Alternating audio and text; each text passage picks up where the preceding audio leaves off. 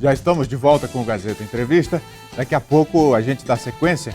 O meu próximo convidado é o Diego Rodrigues. Ele é diretor do PROCON, aqui do Acre, e nós vamos falar sobre o trabalho do PROCON em defesa do consumidor, mais especificamente sobre a fiscalização do órgão às escolas particulares, com relação a reajuste de mensalidade, lista de material escolar e outras questões aí relativas à relação consumidor-fornecedor.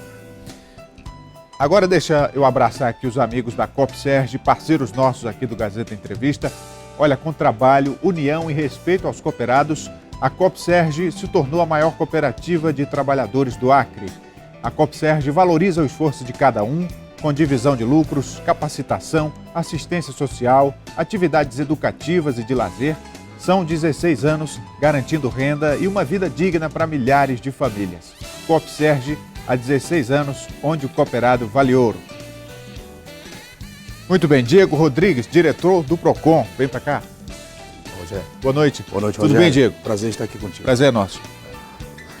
Então, Diego, sempre que chega o final do ano, começo do ano letivo, os pais têm essa preocupação com relação a reajuste de mensalidade das escolas, lista de material escolar, e é impressionante como todos os anos a situação se repete. Sempre acontecem alguns abusos.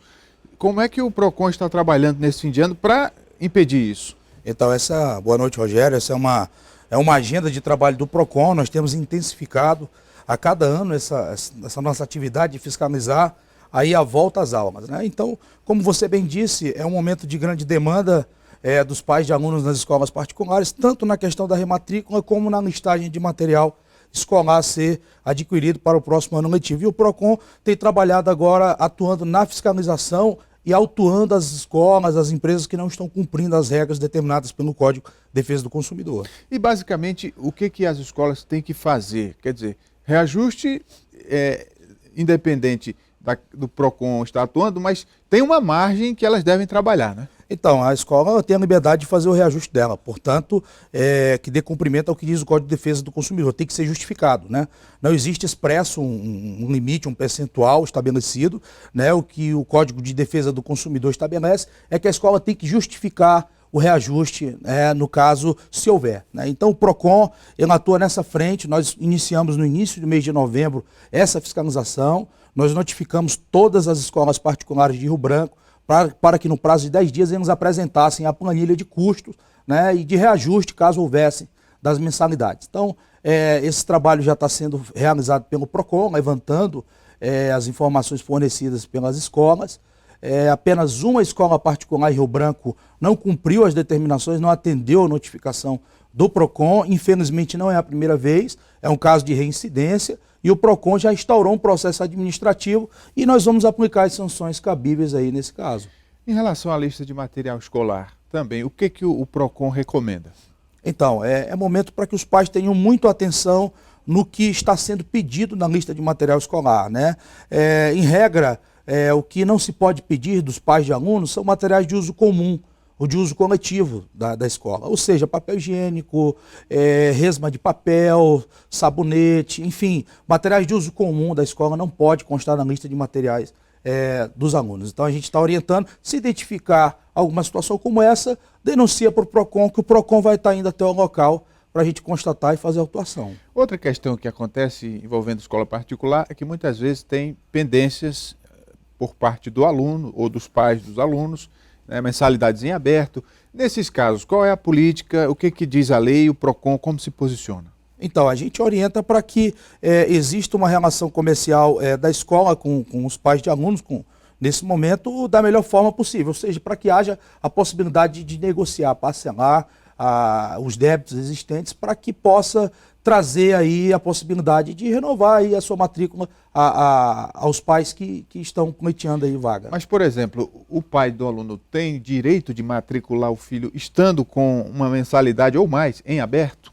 Olha, aí é uma questão de bom senso, né? A escola não pode impedir, certo, de fazer a matrícula, ela não pode se negar, né? Mas aí também o devedor ele tem que ter aí, né, o bom senso de se colocar à disposição para negociar, ou seja, pelo menos uma negociação ela deve ser feita para que haja possibilidade da rematrícula. A escola não pode se omitir de rematricular caso exista débito. Portanto, tem que haver a negociação para que haja aí um novo contrato. E com relação a juros e multas, porque no caso de cartão de crédito, por exemplo, todo mundo há de convir que são juros abusivos, são multas abusivas. No caso de instituições particulares, como escolas e outras do gênero, é uma margem fixa? É o juro do mercado? É aquilo que a instituição acha que é justo? Então, até então nós não tivemos aí nenhuma reclamação formalizada relacionada à abusividade na cobrança de juros, né? A política de juros ela é estabelecida contratualmente, né? No ato do contrato, de você formalizar o seu contrato com a empresa, ali está estabelecido, né, os juros cobrados em casos de débitos, atrasos, enfim. Essas são questões que nós pedimos para que os pais tenham atenção no ato de contratar o serviço, na hora de formalizar, de assinar o contrato, ler todas as cláusulas, porque tudo isso está estabelecido em contrato. Então, às vezes, existem situações que nós temos o direito de pleitear, mas não foi ali estabelecido no contrato aquele pleito que a gente está solicitando. Diego, e quando você fala de contrato, cláusulas, né, existem cláusulas abusivas, sem cláusulas dúvida, que ultrapassam o bom senso e muitas vezes até o próprio limite da lei. Nesse caso, essas cláusulas podem ser questionadas. Sem dúvida, sem dúvida. Não é porque está em contrato que não é questionável, né? Como eu te disse, até o momento nós não tivemos aí nenhuma situação formalizada para que nós pudéssemos apurar, né? Mas como em todo contrato pode existir abuso, sim. E se a gente identificar o abuso, nós vamos autuar, pedir para que a escola se adeque aos juros devidos e a gente poder aí dar garantia ao consumidor do melhor serviço. Outro assunto que foi muito comentado essa semana e que envolve o PROCON, essa medida que estabelece que passageiros teriam que pagar pelo transporte da bagagem no caso das viagens aéreas. A classe política já está se mobilizando para impedir que isso passe a vigorar, né? No Senado, na Câmara já tem aí um decreto proibindo que isso entre em vigor. Mas qual foi a posição do PROCON em relação a isso? Então, a gente vê essa medida da ANAC como um retrocesso na relação do consumidor, no direito do consumidor, né?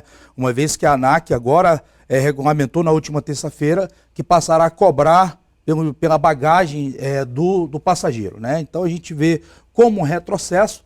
A ANAC alega, um dos principais argumentos dela é que isso traria economia, ou seja, baratearia o valor das passagens, né? Garantia esta que a ANAC, tão poucas empresas deram até o momento, de forma obscura. A ANAC simplesmente tomou essa medida e o PROCON, antes mesmo da classe política, os PROCONs do Brasil inteiro já haviam se mobilizado através de uma nota técnica com a PROCONs Brasil, que representa os PROCONs do Brasil, junto à ANAC para que essa medida ela fosse revogada, entendendo que existe aí a ilegalidade, a inconstitucionalidade, uma vez que só traz prejuízo ao consumidor brasileiro. Ainda nesse ponto da questão da viagem aérea, do transporte aéreo, o Acre sempre sofreu por conta do alto preço das passagens. Agora já tem voos diurnos, uma decisão que foi muito comemorada, né, porque antes eram só voos noturnos, mas essa questão do preço das passagens ainda é crucial. O PROCON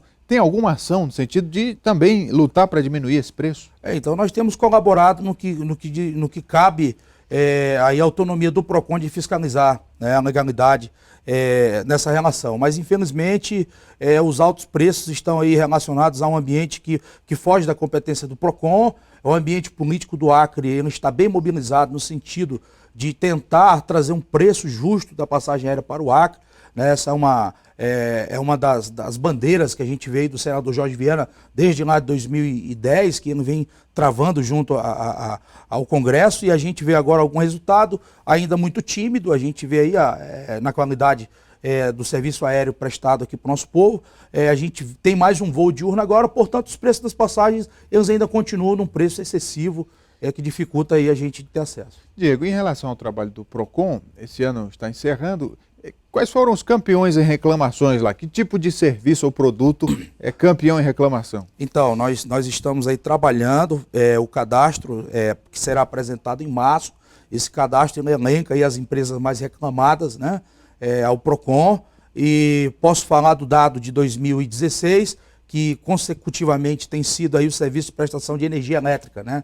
Quer dizer que a Eletrobras continua campeã. Continua liderando o nosso cadastro. Infelizmente, é um serviço ainda que deixa muito a desejar, né, desde o serviço essencial, que é fornecer energia, como também o serviço de atendimento ao consumidor na hora que precisa negociar uma dívida, enfim, outras atividades. E as operadoras de telefonia? Pois é, a gente pode elencar aí uma série de serviços que o consumidor paga caro e tem um serviço que não atende, né? A telefonia é outro problema, né? Nós temos tido aí uma relação mais próxima no sentido de cobrar as empresas. Recentemente recebemos aqui no estado o gerente nacional da Vivo.